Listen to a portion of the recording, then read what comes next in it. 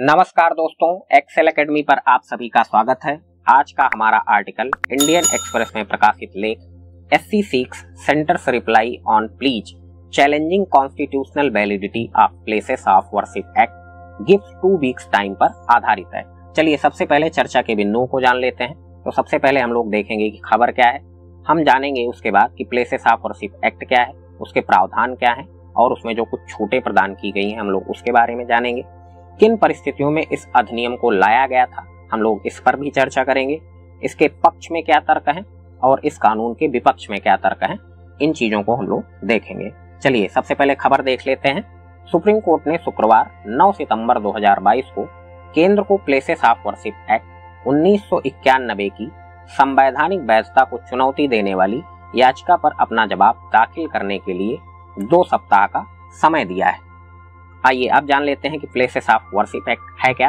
यह अधिनियम किसी भी पूजा या उपासना स्थल की वस्तु स्थिति को उसी अवस्था में रोक देता या बनाए रखता है जैसे कि वह 15 अगस्त 1947 को थी। एक बेसिकली कट ऑफ डेट है कि 15 अगस्त 1947 को जो भी पूजा स्थल जिस अवस्था में था वो उसी अवस्था में बना रहेगा। चलिए आगे देखते हैं इसके प्रावधान के बारे में। तो अधिनियम की धारा 3 किसी भी धार्मिक संप्रदाय के पूजा स्थल के पूर्ण या आंशिक रूप से बदलने पर रोक लगा देती है। जो सेक्शन 3 है वो ये कहता है कि किसी भी धार्मिक संप्रदाय, चाहे हिंदू पक्ष हो, मुस्लिम पक्ष हो, सिख पक्ष हो, कोई भी संप्रदाय हो, तो उसके पूजा स्थल को ना तो पूरी तरीके से बदला जा सकता है और ना ही थोड़ा बहुत ही बदला जा सकता है।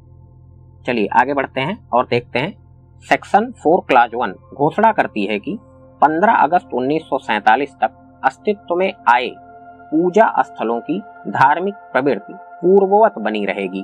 अर्थात जो इस दिन तक मंदिर था मंदिर रहेगा, मस्जिद था तो मस्जिद ही रहेगी। अगर 15 अगस्त 1947 के पहले किसी मंदिर को तोड़कर मस्जिद बना दी गई है तो फिर वो मस्जिद ही रहेगी। सेक्शन 4(2) कहती है कि 15 अगस्त 1947 को मौजूद किसी भी पूजा स्थल के धार्मिक प्रकृति के परिवर्तन के संबंध में किसी भी अदालत के समक्ष लंबित कोई भी मुकदमा या कानूनी कार्यवाही समाप्त हो जाएगी और कोई नया मुकदमा या कानूनी कार्यवाही शुरू नहीं की जाएगी। धारा 5 में प्रावधान है कि यह अधिनियम राम जन्मभूमि बाबरी मस्जिद मामले और इससे संबंधित किसी भी मुकदमे, अपील या कार्यवाही पर लागू नहीं होगा। अब आइए जान लेते हैं छूट जो प्रदान की गई है इस कानून में, उसको हम लोग देख लेते हैं। अयोध्या में विवादित स्थल को इस अधिनियम से छूट दी गई थी। इसी छूट के चलते अयोध्या मामले में इस कानून के लागू होने के बाद भी सुनवाई चलती रही और फाइनली 2019 में सुप्रीम कोर्ट ने अपना जजमेंट दिया।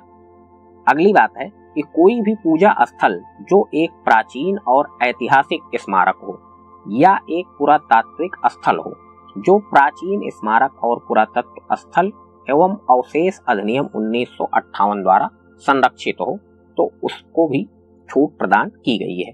अब इसमें जो पुरातात्विक स्थल है वो 100 साल से अधिक का होना चाहिए, 100 साल से कम का नहीं होना चाहिए।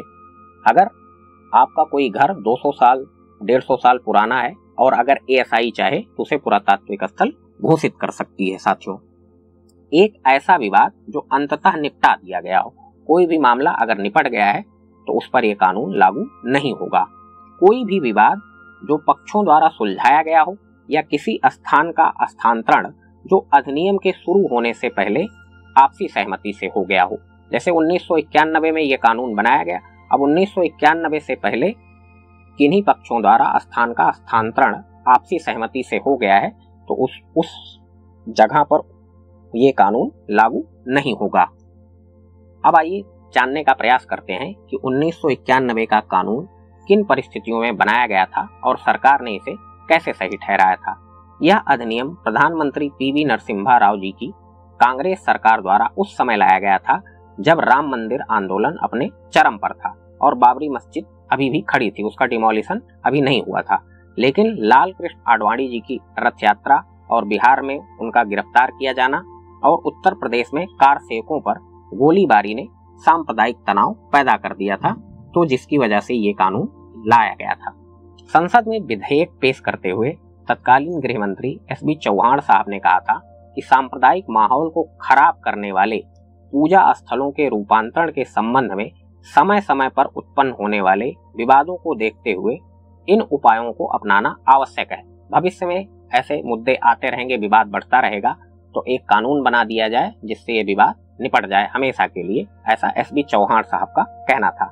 यह विधेयक किसी भी पूजा स्थल के रूपांतरण के संबंध में किसी भी नए विवाद को उत्पन्न होने से प्रभावी रूप से रोकेगा।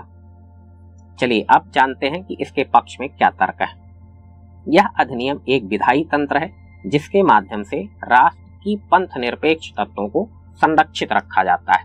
पंथ निरपेक्षता वो बुनियादी विशेषता है हमारे संविधान की, ऐसा सुप्रीम कोर्ट ने हमको बता रखा है। अब ये बेसिक स्ट्रक्चर है क्या, ये सुप्रीम कोर्ट हमें समय समय पर बताता रहेगा। बेसिक स्ट्रक्चर का कॉन्सेप्ट केशवानंद भारती मामले में सुप्रीम कोर्ट ने बताया था। यह प्रेम, शांति और आपसी भाईचारे को बनाए रखने में सहायक है। जैसे विवाद अगर होगा तो फिर भाईचारा, धार्मिक सौहार्द, सांप्रदायिक सौहार्द, ये सब परिभाषित होगा। हिंदू मुस्लिम के बीच में या किसी भी दो पक्षों के बीच में जो खाई है वो चौड़ी होती जाएगी। तो अगर ऐसा कानून हमारे पास रहेगा तो हम लोग भविष्य में आपस में लड़ाई नहीं करेंगे, तो हमारा प्रेम, शांति और आपसी भाईचारा इसमें बना रहेगा इस कानून के जरिए। अब आइए जानते हैं इसके विपक्ष में क्या तर्क है। यह न्यायिक समीक्षा पर रोक लगाता है। जुडिशियल रिव्यू जो है उस पर ये रोक लगा देता है ये कानून। मतलब सुप्रीम कोर्ट हो या कोई भी कोर्ट हो, इसका जुडिशियल रिव्यू नहीं कर सकती है। और जुडिशियल रिव्यू क्या है, संविधान की एक बुनियादी विशेषता है। सुप्रीम कोर्ट किसी भी एक्ट का जुडिशियल रिव्यू कर सकता है और उसके पास पावर भी होती है आर्टिकल 142 के तहत, ठीक है ना। तो वो अगर चाहे तो उसको स्ट्राइक डाउन भी कर सकता है।